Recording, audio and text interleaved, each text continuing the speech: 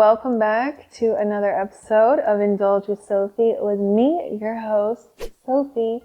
And today we're going to do Am I the Asshole? Ready?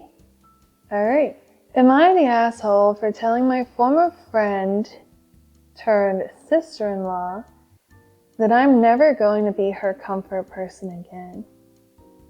Ooh, what happened? I, 25 male, used to have the biggest crush on my childhood friend Emily. Damn. 26 female. As a teen, I wasn't very assertive and a little awkward, so I never made a move and just hoped that one day Emily would realize that I was the guy for her.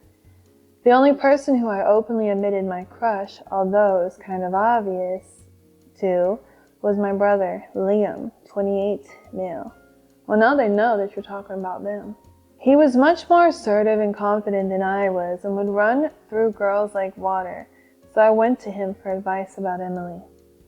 Given the situation at the time, you can imagine my surprise when I caught Liam and Emily hooking up. Ooh, your brother is some nasty work.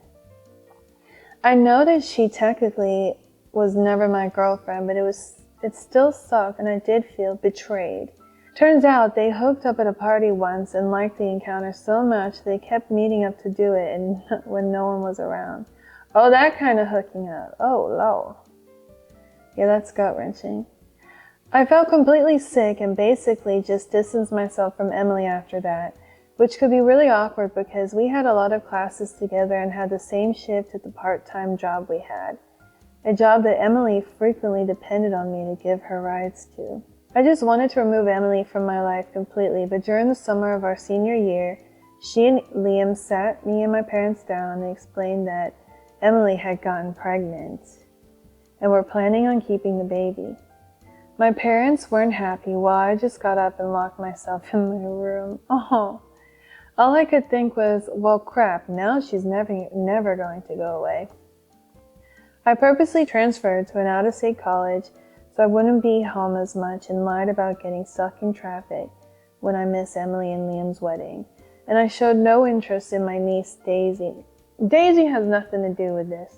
Although I still make the effort to be polite when I'm around them. Wait, the niece is now 8 and you still feel hurt about this? Oh my god. Recently, Emily's father passed away and she's really going through it because despite him not being around, she always desired a relationship. When we were kids, I remember all those times I was a shoulder for Emily to cry on whenever she felt sad about her dad, and I guess she was longing for that type of comfort from me and kept reaching out. One day I relented and let her vent, but I maintained a silent and formal demeanor on the matter.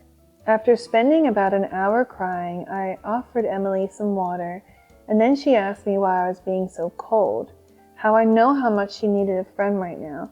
I calmly yet firmly told her that we were just friends and that if she wants that level of emotional intimacy, then she needs to go to my brother, her husband, because I stopped being her comfort person a long time ago. Emily cried even more and has managed to send Liam, my parents, Emily's mom, and from mutual friends to call me up and tell me I'm heartless and sad for being so spiteful. I can honestly say that I'm now over Emily. Wow. But that doesn't mean I'm willing to be as close to her as I used to, so am I the asshole? Alright. She used to be your friend. The only fucked up person in this situation is your brother, knowing that you had a crush on her and he swooped in and took advantage of the situation. You should be upset with him. Did Emily even know that you had a crush on her? Did you never expressed to her for that to happen?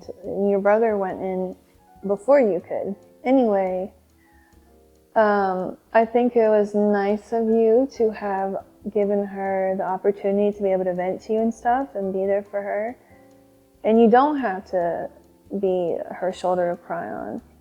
But in that instance, when someone's father passed and you have a history and you know the pain that she felt and she used to cry to you about wanting to know her dad and stuff, you could have just dealt with it in that moment. I think you're just feeling still angry. Actually, I know you're still upset about the situation because it's affected you having the ability to have a relationship with your niece, who's 8 years old. So this means at least 9 years, the whole 9 month, 10 month in utero. And then the 8 years, like, you still haven't gotten over that? You are the asshole. Okay, hopefully this next one's shorter. Am I the asshole for leaving the hospital after my fiance told me to pay the bill? What? For context, me, female 26, and my fiance, 28 male, have been together for 3 years. Finances are split till after marriage. We have equally paying jobs. Ew. He doesn't pay when we eat out. What? What? He doesn't pay when we eat out. He doesn't pay for any fixes in our rental. What? And also doesn't help with furniture and stuff? Bro, why did you even expect him to pay the hospital bill? Oh my God. I try to have conversations about how I'm always supposed to foot the bill for almost everything. His excuse that he's been saving for a new apartment. Been saving up for 2 years now. I don't think he likes you. But he still has half of his salary, which he uses on himself and buys gadgets and gaming stuff. When I try to argue about it and he'd say it's his money after all, it reminds me of how he's saving up to buy an apartment for us. Days ago, he called me and asked that I take him to the hospital to treat his ankle. He's been hurt. Is his bill? He called and asked me to take him to the hospital to treat his ankle. It's been hurting him for weeks, but only now he decided to get it checked. I drove him there since he was in pain, but was surprised when he told me to pay the bill. I thought this was your bill. Wow, it's his. I asked him why not him, and he brought up the new apartment he's been saving for again. I had it, especially after he threatened to not add my name to the new apartment's title if I refused to help him out. I snapped and told him to pay for himself and stop using my money. Then I left. He had to pay, but was furious, saying I let him down in his time of struggle. Also, that my attitude isn't partner material. Does he want a man? He sounds like he wants a man. I told him I felt like he was using the new apartment to spend my money, but he said I had no empathy or sense of responsibility to support and help him out when he is doing me a huge favor and buying me an entire freaking apartment. He's calling me selfish and negative. I don't know. I feel guilty for doing this, and now he's avoiding me entirely. So,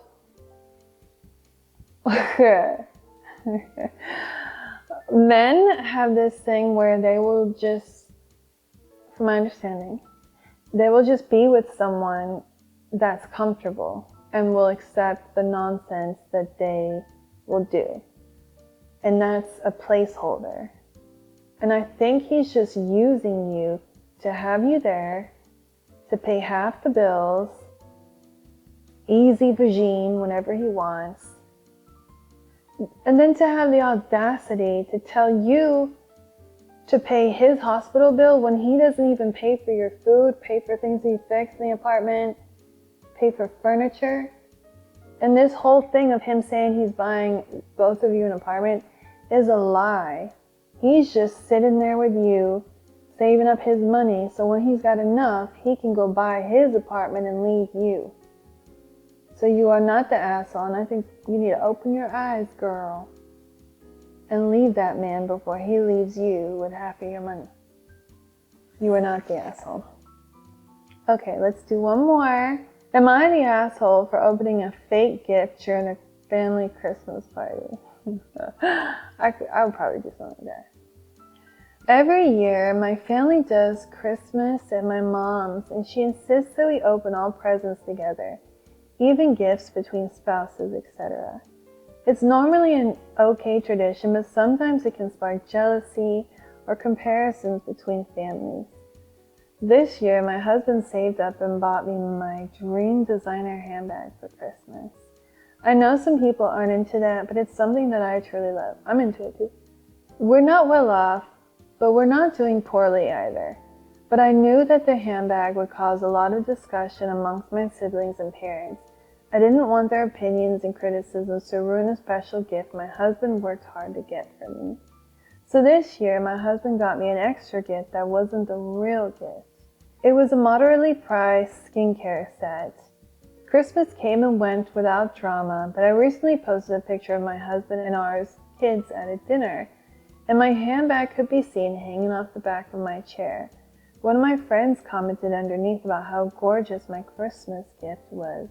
Long story short, word got back to my family and they totally blew up. Why? Why do they care? Who told them? Some were annoyed that I opened a private gift separately from the family. Others were criticizing the price of the gift. My siblings are now calling me disingenuous for harboring a secret gift, and they said that I did it because I think I'm better than them. I didn't open it with them because I didn't want their opinions, but now I'm starting to feel like an asshole for keeping it a secret. I knew either way they'd all criticize me, though, since it was so much more expensive than all the other gifts. I don't think you're an asshole, and I don't think that you think you're better than them at all because you thought about how they would feel with you opening that gift, and that they probably would be looking at their gifts, thinking, wow, I didn't get a designer bag. I think you were very thoughtful and considerate in that aspect, and I think your family just needs to figure out a way to make more money so they can buy those bags themselves. Because if you could, you wouldn't even feel that way. There wouldn't be an ounce of jealousy in you. You'd be like, I'll go get it. Where'd you get that? I like it. So I don't think you're an asshole. I think your family is very childish, and whoever, they just sound very dramatic, full of drama. I don't think you should even go do Christmas with them next year. That tradition is stupid if you can't even open real gifts in front of them. So no, I do not think you're the asshole. That is an end of our Am I the Asshole episode. I really love to hear your feedback, and do you agree with me? Do you disagree? Also, like, comment, and subscribe. And I would love to hear one of your Am I the Asshole stories. So again, thank you for joining me on Indulge with Sophie. See you next time.